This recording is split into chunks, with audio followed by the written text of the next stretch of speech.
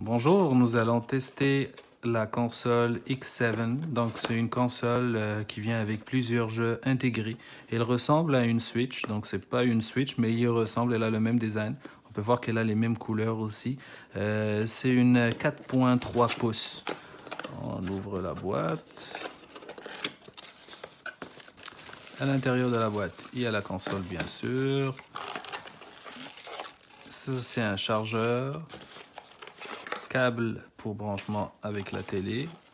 Un manuel et des écouteurs. On laisse tout ça de côté. Donc ça, c'est notre console. C'est une console quand même qui est très légère. Les boutons aussi sont très bien faits. Il y a les analogues aussi ici. Cet analogue, elle fait la même affaire que les touches. Celle-là, c'est la même affaire que les boutons. Il y a des boutons aussi qui sont ici.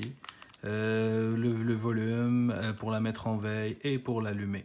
On peut aussi rajouter une carte mémoire dessus pour mettre soit plus de jeux ou mettre des vidéos, de la musique. On va découvrir tout ça ensemble. Aussi, on peut brancher les écouteurs vu qu'ils viennent avec aussi. On va l'ouvrir.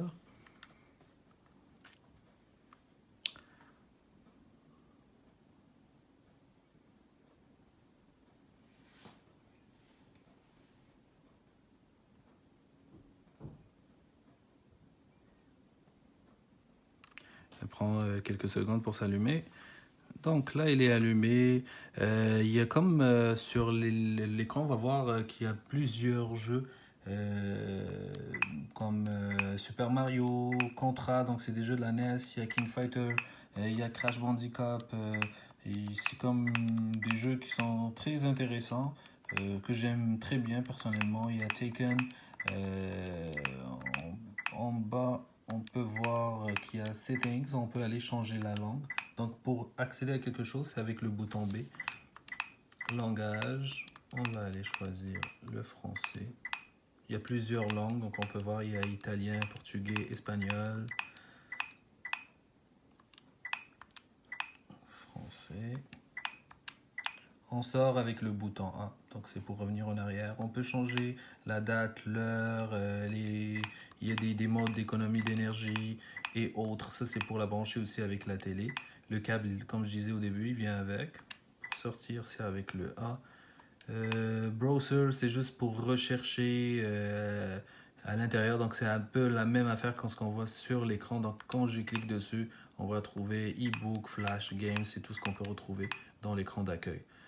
Outils, il y a calculatrice, il y a un chronomètre, un calendrier, puis aussi on peut enregistrer parce qu'il y a un micro intégré dessus.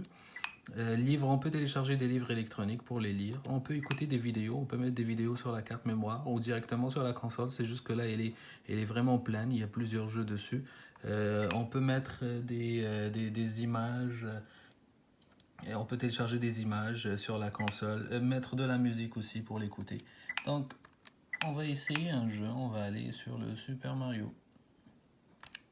Oh, c'était avec le B qu'on accède. On peut télécharger nos parties. Donc, si on peut on peut la charger puis continuer une autre journée. On start. On va juste réduire le volume. Donc, c'est un bon écran. La grandeur est assez bonne pour jouer.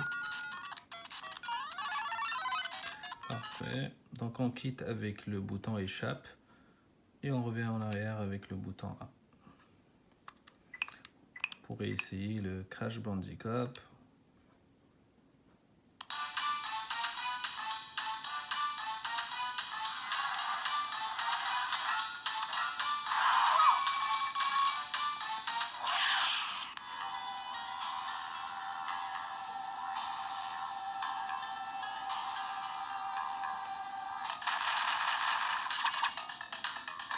Nouveau jeu.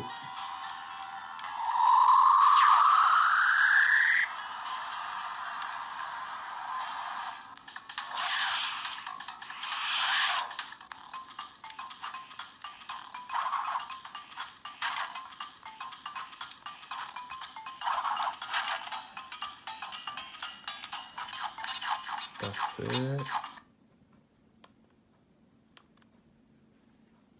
On va pas essayer tous les jeux. Il y en a vraiment plusieurs, des centaines, et je peux même dire plus que 1000 au moins. Donc quand on va dans la section jeux, liste répertoire. Donc ici on peut voir qu'il y a 9000, mais je peux vous dire qu'il y a plusieurs doublants. Donc il ne faut pas se fier au nombre qui est là. Je peux dire qu'il y a entre 1000 et 2000 jeux, ou même un peu plus, mais on ne peut pas se fier aux 9000 qui est là parce que j'en suis sûr et certain qu'il y a des doublants. Donc dans Optional Game, on va trouver encore donc, dans la liste comme un autre 500 jeux.